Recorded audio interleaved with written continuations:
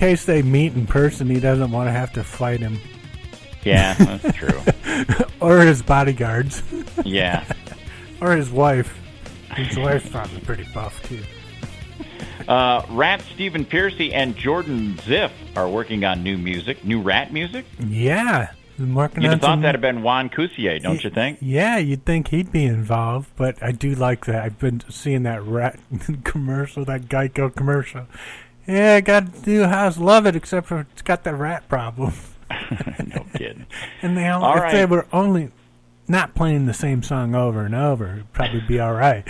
But they only play round and round. Yeah, it gets old. And the drummer kind of looks like Bobby Blotzer in that commercial, doesn't he? A little bit. A little bit, yeah. All right, Hailstorms. Lizzie Hale says a lot of fans don't realize how dependent bands are on touring to make ends meet. Like we know that. We know. Bands don't make any money on recording. They make all their money on touring and merch. Yep, not anymore. That's all they can make money on. Whitesnake's David Coverdale drops $2.2 million from asking price of his Lake Tahoe estate. We can almost get in on that if he dropped it that much. I'm telling you, man. Maybe if we get Jim Bob in on it too, we'll kind of be the pool it, groundskeeper, and then we'll just everybody have a month at it.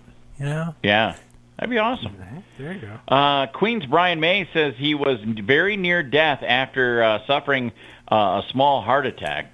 Yeah, I'm glad to see he's okay, man. I like Brian May. Yeah, luckily, because he had the back problem, pinched a nerve or something, and then all of a sudden he had the chest pain, and it wasn't just a minor. He had 3 stents put in, so it was serious, man.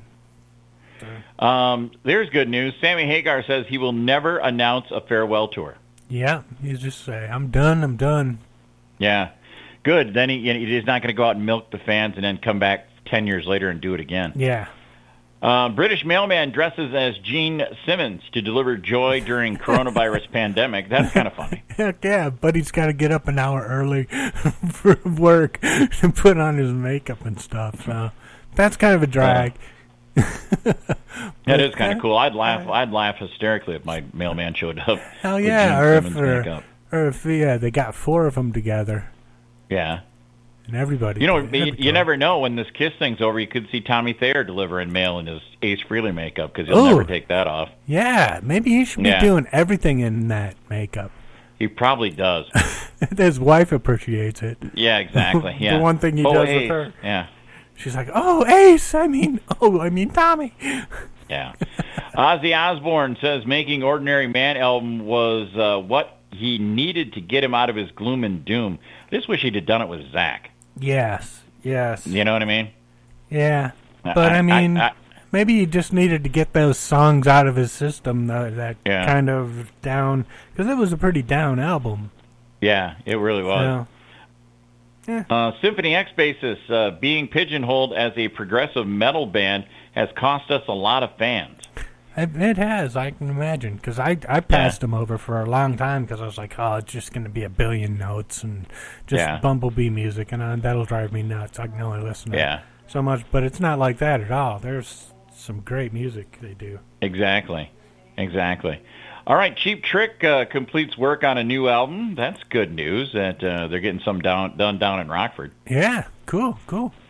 I'm all right with that. Anvil is to play a virtual concert in July. I might watch that. I've never seen them live, except on that DVD or whatever. Yeah. I might. He's been in your that. van. Yeah, he's been. Lips has been in my van. Yeah, well, I had to sell the van afterwards, but. Yeah. Did you offer him candy? Is that how you got him to come in? I offered him $1. There you go. Hey, homeless guy, come on in here. Doro Pesch to perform drive-in concert in Germany next month.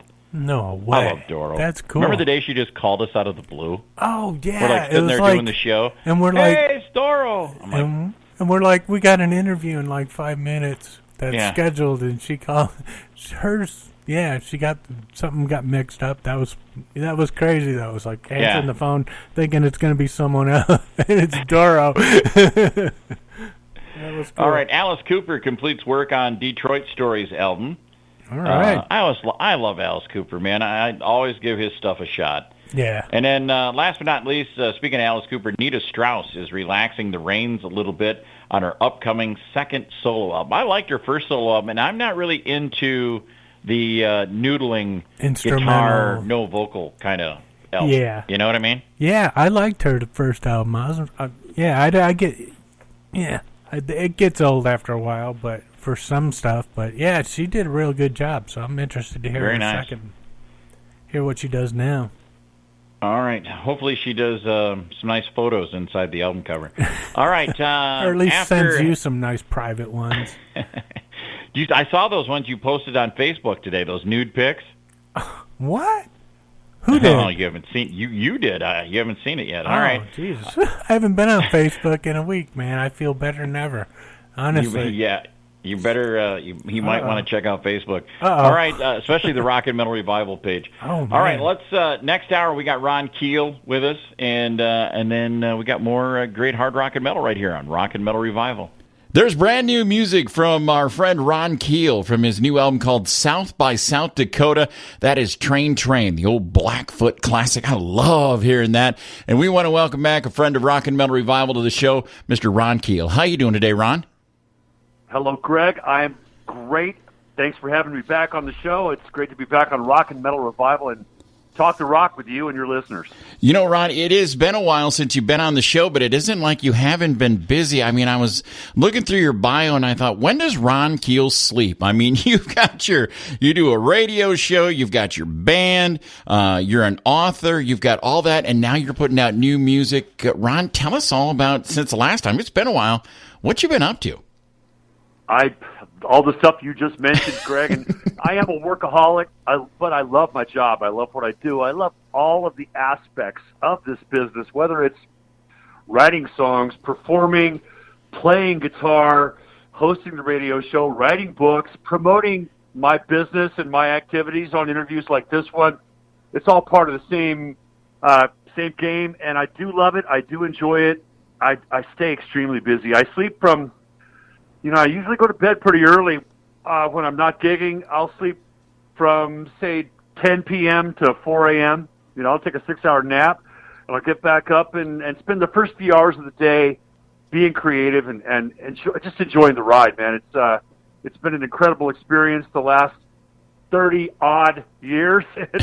I just want to keep it going, man. Keep doing what I love to do and entertaining people, playing music, and can't wait to get back out there on the road as well, of course. Oh, I know. And my first, taste of your music was, I remember, actually, I'm going to tell you this, Ron, and I mean this sincerely, and I'm not just telling you because I got you on the phone right now, but the other day, I'm driving down the road, and I've got The Right to Rock blasted out of my pickup truck. I'm 53 years old, and that song still resonates with me. And now I hear your new music, and this is right up my alley. I mean, your music has spanned a generation and so many fans. I mean, that's got to be a great feeling that know that people that were with you back in the day are still with you today. It is a great feeling, and I do appreciate that. I keep it in perspective because, first of all, if you've sold 3 million albums, that means billions of people don't like you or don't want what you do. So I get that. I'm cool with that. And the fact that you've got to constantly keep winning over new fans, as well as pleasing the fans that got me here. The fans like you that are listening to The Right to Rock. And which version were you listening to, the original or the new version from Fight Like a Band last year? I actually, honestly, Ron, was listening to the original, the debut album from Keel. Most people do. I get it. I hate to interrupt you, sorry. Most people do. They gravitate to that original version, which is all good. That's part of our youth. That's part of the soundtrack of our lives, and I get it. I appreciate it, respect it. But last year I had the opportunity to release a brand new version of The Right to Rock on the Fight Like a Band album with Ron-Keel Band, and it's way better. I mean, the vocal anyway. I mean, I love the guys in the original band. They're still my brothers and my family, and the guys in the Ron-Keel Band are the same, my brothers and my family. But the vocal on that new version, which came out last year, night and day, because the guy who's singing it has obviously had a lot of practice since that first session. So I encourage the fans of the old school stuff who think that I may have changed or I'm not doing what I used to do, or I'm still doing all that stuff. I'm just doing something else in addition to all that stuff. And still in the show, you're going to hear the Keel classics, the Black Sabbath stuff, the Steeler music, and the brand new music from the Ron-Keel band. Well, I have heard the new version with the Ron-Keel band. I like that version too. It was just the deal was I had the old CD in the truck. I'm just being old school, my man. I'm just glad you're enjoying it, and that song is timeless. The meaning, the message, and the attitude will live forever. Amen to that. And I'll tell you what, now you've really hit one right deep down in my heart of my music loving soul with this new album, South by South Dakota. And I was tracking through it last night and listened to it. Some of my favorite tunes, from Blackfoot and 38 Special, and that Red, White, and Blue tune, that Skinner tune you're doing. Oh, man, That song I felt really got lost in the cracks, and you've done a great job of redoing that song. Well, I've been doing Red, White, and Blue. It's the first single in video from South by South Dakota, which is coming out next week. We'll do that video premiere, but it's one of those songs that immediately grabbed me the first time I heard it from Vicious Rumors back in, 2003? Mm-hmm. And I've loved it since. I've done it in my solo acoustic gig from time to time, and then I worked it up with the band, and we've made it part of our show the last 5 years, but now that we've re-recorded it, and included it on South by South Dakota, and we're releasing it as the first video and single from the record. I went back and did my homework, and I had no idea, Greg, that song was a top 30 hit for Skinner back in 2003. It did, as you say, slip through the cracks, and a lot of people have not heard it. I hope that when Leonard Skinner hears it, at least when they hear our version, I hope they'll approve and understand that I'm just trying to salute one of my favorite bands of all time and hopefully do the song justice. I think we did. I'm extremely happy with the recorded results of that song and what it means to not just America, but the entire planet at a time like this when we're all isolated. We stand united. And that's the message behind Red, White, and Blue. It's not about the flag, although it is about American pride. There are other countries and other colors that we're all sharing this experience with right here and now. And that song hopefully will help to unite us in a musical way and spread that message around the world.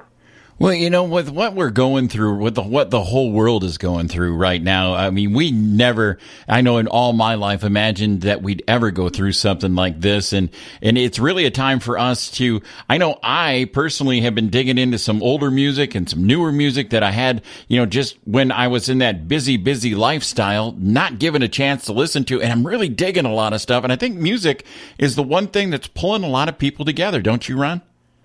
I absolutely agree, and I'm doing the same thing around my house as it's springtime, here in South Dakota, and I'm cutting the grass, or I'm opening up the garage and working on my motorcycle, or, washing my truck, or working around the house.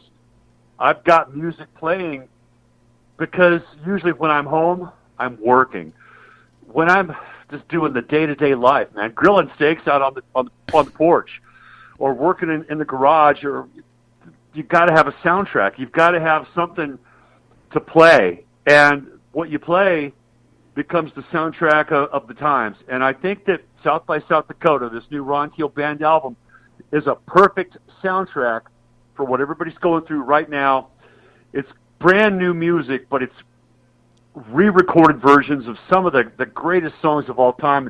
One of the cool things about promoting the album in interviews like this one is that I can brag about how great the songs are. If I had written them, I'd have to be humble and say, well, I did the best I could, and hopefully people will enjoy it and whatever. No, dude, I can tell you right now, these songs are fantastic. These are some of the best classic rock songs ever written, and we're honored to have the opportunity to re-record them, keelize them, and share them with the world, especially right now in 2020.